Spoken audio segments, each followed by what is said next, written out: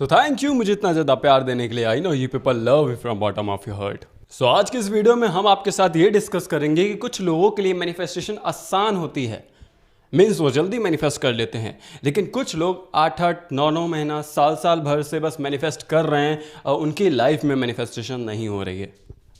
और इस वीडियो में हम आपके इसी मिथ को दूर करेंगे। देखो, हर इंसान की लाइफ में उसकी मैनिफेस्टेशन की स्टेजेस अलग अलग हैं। सिंपल, किसी के लिए जॉब मैनिफेस्ट करना आसान है तो किसी के लिए एसपी करना आसान है, और किसी के लिए करियर मैनिफेस्ट करना बहुत मुश्किल है। इसी तरीके से सबकी लाइफ में किसी ना किसी चीज़ को मैनिफेस्ट करना आसान है तो किसी ना किसी चीज़ को मैनिफेस्ट करना मुश्किल है। ओके?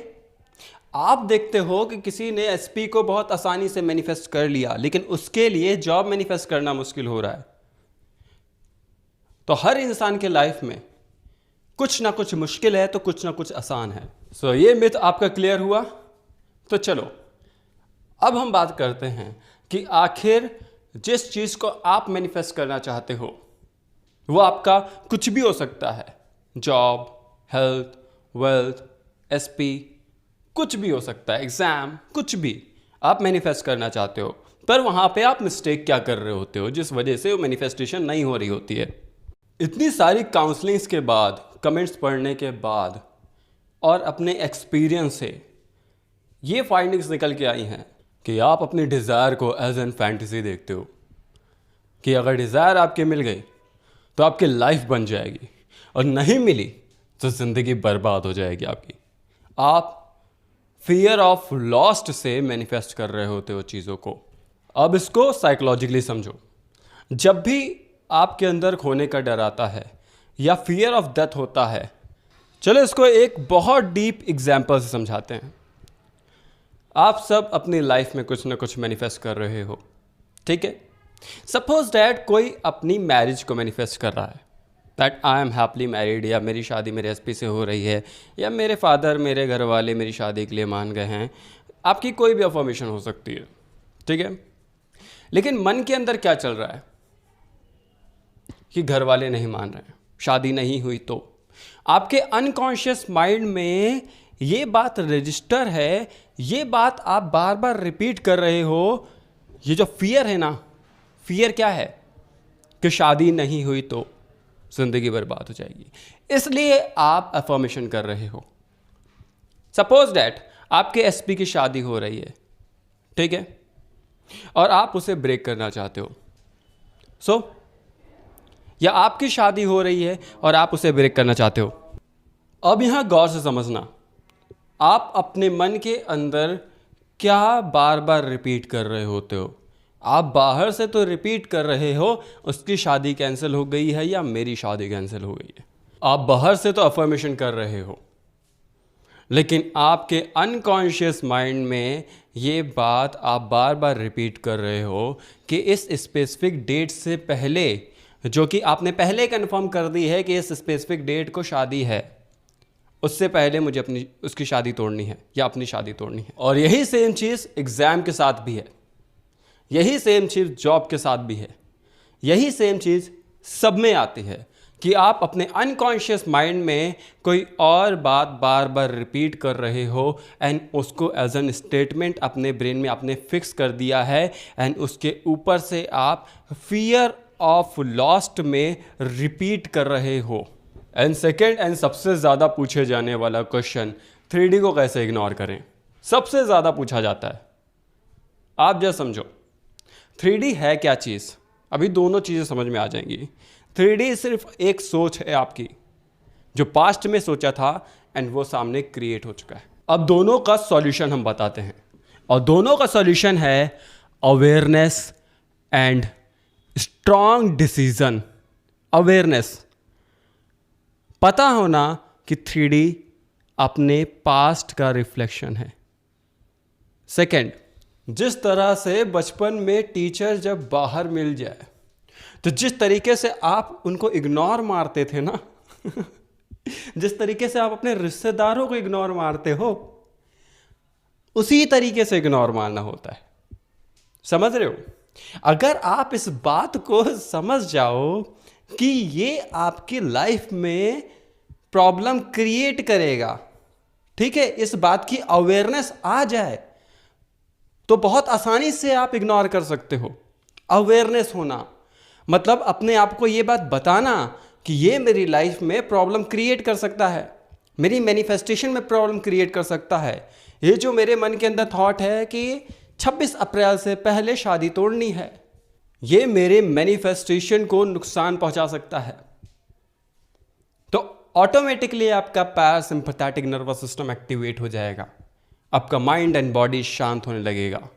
एंड एक और चीज, अधिकतर लोग अपनी लाइफ में पास्ट और अपने प्रेजेंट को लेके स्टक रहते हैं, अपनी डिजायर को फैंटेसी में ही रखते हैं। वो बस मुझे चाहिए, मुझे पाना है, मुझे पाना है।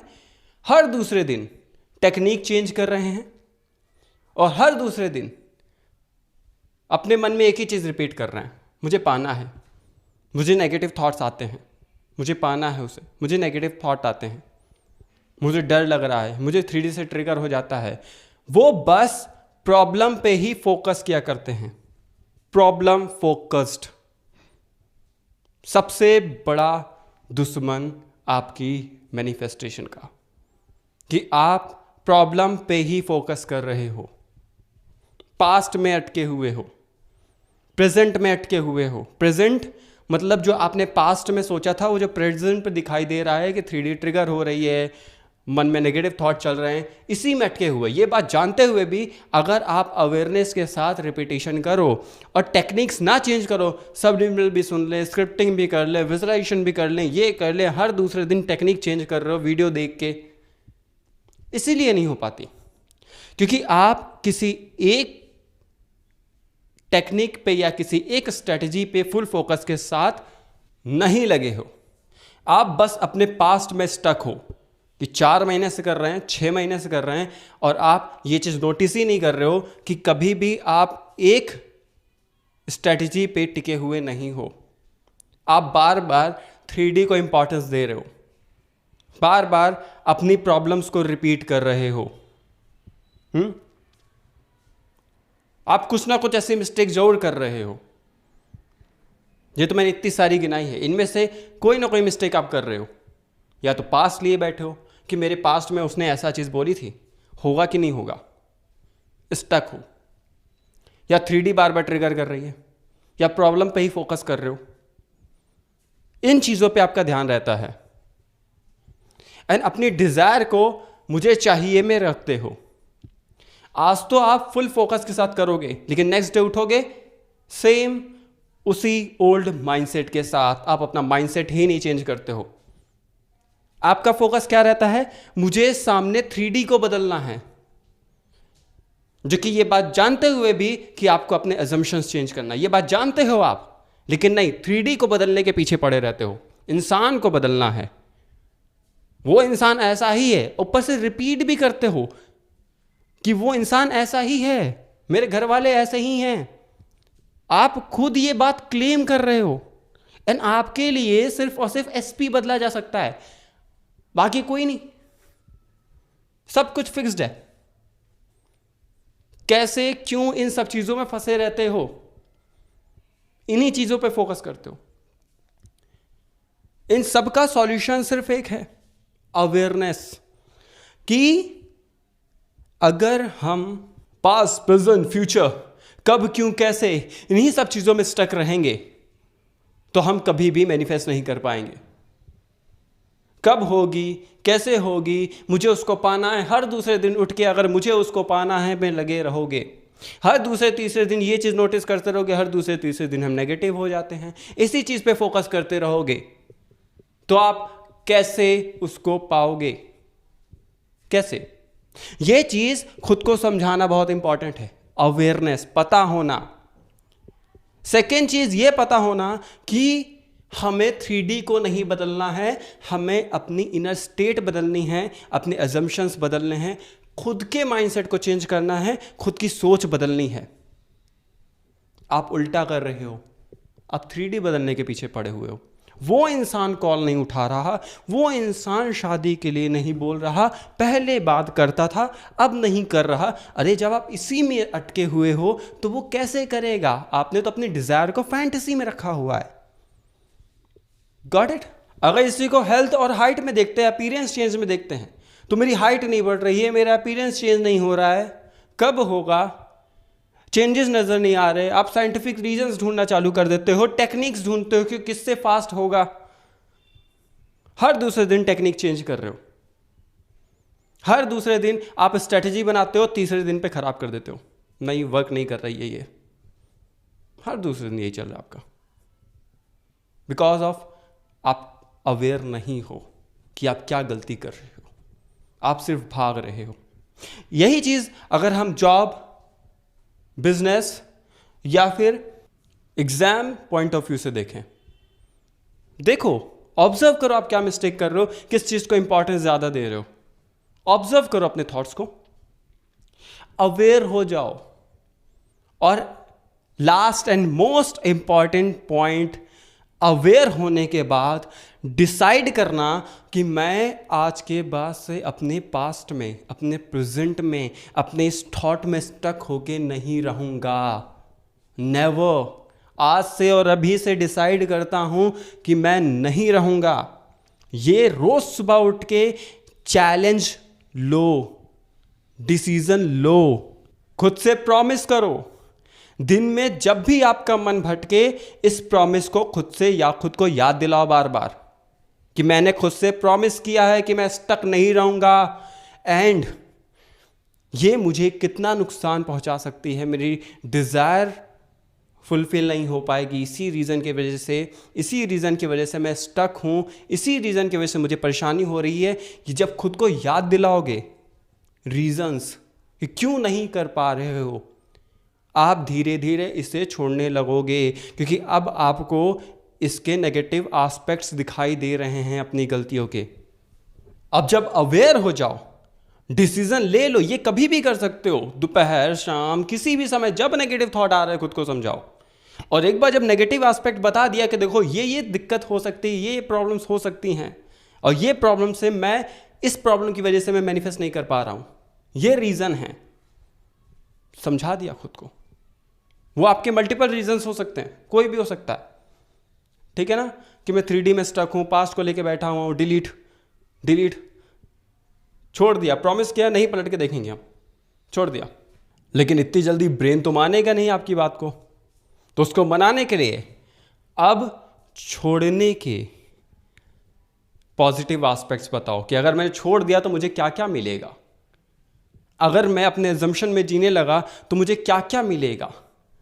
क्या क्या मिलने का मतलब समझते हो ना, कि आपको जॉब मिल जाएगी, आपकी सैलरी अच्छी होगी, आप एंजॉय करोगे इन पैसों से, आपकी जॉब लग जाएगी, आपका एग्जाम क्रैक हो जाएगा, आपके फादर खुश होंगे, आपकी मैरिज हो जाएगी अपने एसपी से,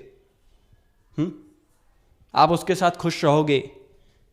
याद दिलाओ, एक नहीं, आपके पास हजारों पॉजिटिव एस्पेक्ट्स हो सकते हैं। क्यों? जब बैठ के नेगेटिव पास्ट को रिपीट कर सकते हो, नेगेटिव एस्पेक्ट्स को रिपीट कर सकते हो, खुद से क्रिएट कर सकते हो नेगेटिविटी कि नहीं होगा तो क्या क्या हो सकता है। नेगेटिव एस्पेक्ट जब रिपीट कर सकते हो कि मैनिफेस्टेशन नहीं हुई तो क्या हो जाएगा, क्यों पॉजिटिव नहीं कर सकते?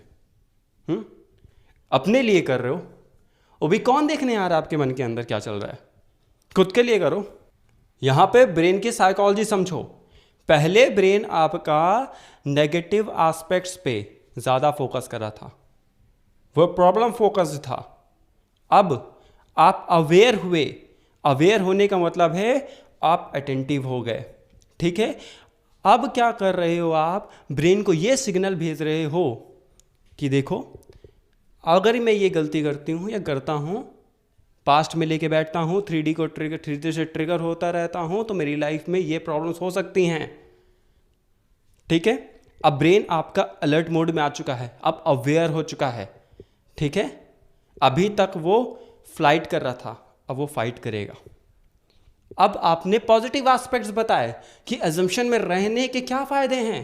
तो जो ये बार बार आपके मन में आता है ना कि मेरे को 3D से ट्रिगर हो जाता है, मैं बार बार इम्पल्सिव डिसीजन ले लेती हूँ, ठीक है, मैं बार बार फ़ोन कर देती हूँ उस इंसान को, या कुछ भी आप करते हो, मैं नहीं रह पाती हूँ, उसकी याद आती है, जो भी है आपका, ओके, कुछ भी हो सकता है। आप चाहे आप बिजनेस में ले लो, जॉब में ले लो, या आप स्टडी में ले लो, आपकी कोई भी प्रॉब्लम हो सकती है जो बार बार इंपल्सिव डिसीजन होते हैं। एक बार अलर्टनेस आ गई, ठीक है, अब आपने जब पॉजिटिव एस्पेक्ट्स बोला, ऑटोमेटिकली आपको समझ में आ जाएगा, आपके ब्रेन को समझ में आ जाएगा कि मुझे करना क्या है। उसको इंपॉर्टेंस समझ में आ जाएगी कि अजम्पशन चेंज करने की इंपॉर्टेंस क्या होती है, अजम्पशन में रहने की इंपॉर्टेंस क्या होती है।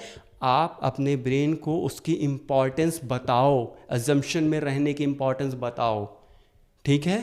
पहले अजम्पशन में ना रहने के नेगेटिव एस्पेक्ट्स बता रहे हो, ये जो आप कर रहे हो इसके नेगेटिव एस्पेक्ट्स बता रहे हो, जिससे ब्रेन अलर्ट मोड में आ गया, अटेंटिव हो गया है कि मुझे क्या नहीं करना है और क्या नुकसान हो सकता है, मैं क्या गलती कर रहा था। अब आपने पॉजिटिव एस्पेक्ट्स बताया कि अजम्पशन में रहने के क्या पॉजिटिव एस्पेक्ट्स हैं, क्या हो सकता है अगर हम उसमें रहेंगे। तो ब्रेन अलर्ट मोड में था, अब वो राइट डायरेक्शन में फ्लो करेगा।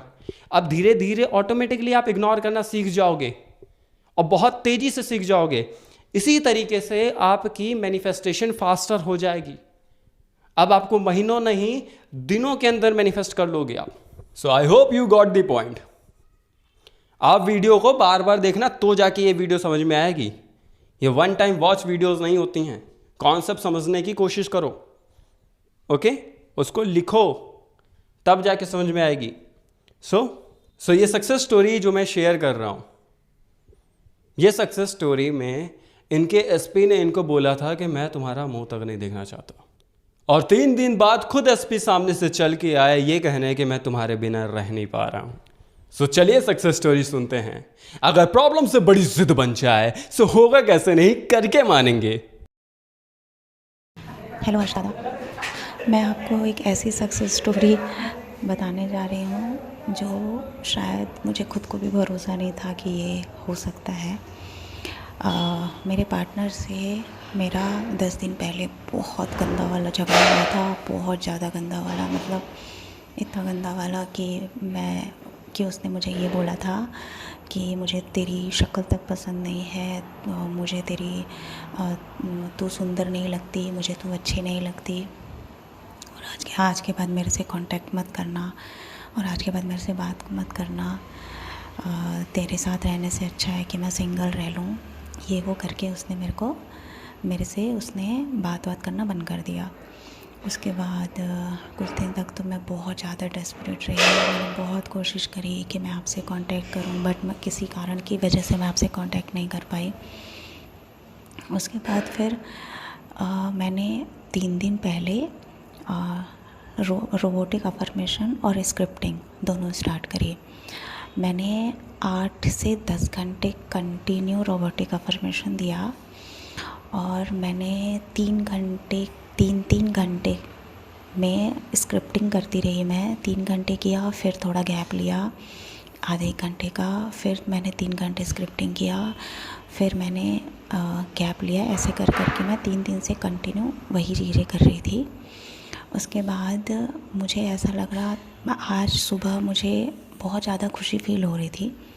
मुझे ऐसा लगा कि शायद हो सकता है कि मेरी जो विश है वो फुलफ़िल होने वाली है, या मैं जो अफर्मेशन दे रही हूँ वो कंप्लीट होने वाली है। उसके बाद फिर आज दोपहर में जब मैं रोबोटिक अफर्मेशन किया, मैंने 2 घंटे कंटिन्यू किया। उसके बाद 1 घंटे पहले मैंने स्क्रिप्टिंग करी, फिर अफर्मेशन दिया। उसके बाद फिर मुझे अचानक से बहुत ज़्यादा डेस्परेशन होने लगा, और मुझे बहुत ज़्यादा रोना आने लगा कि यार अब मुझे लग रहा है कि 3 दिन हो गए, अब शायद मैं नहीं कर पाऊँगी, अब मेरे से नहीं होगा, तो मैं छोड़ देती हूँ। उसके बाद फिर मैंने डिसाइड किया कि अब मैं छोड़ दूँगी, और अब मैं पूरे दिन रोबोटिक अफर्मेशन नहीं करूँगी, अब मैं सिर्फ रात में करूँगी।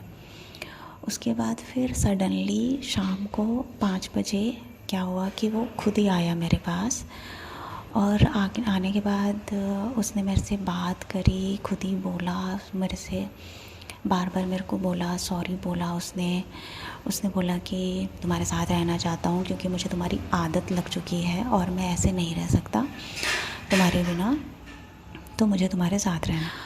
तो फिर मैंने, भैया मैं बता नहीं सकती हर्षदादा आपको कि मैं कितनी खुश हुई कि जो लड़का मेरी शक्ल तक नहीं देखना चाहता था वो मुझे ये कह रहा है कि मुझे तुम्हारी आदत लग चुकी है। सो थैंक यू अपनी सक्सेस स्टोरी शेयर करने के लिए एंड कॉन्ग्रेचुलेशंस। बस आप अपनी लाइफ में ऐसे ही सक्सेस को मैनिफेस्ट करते रहिए। So let me know in the comment section कि आपने इस वीडियो से क्या सीखा। Love you all.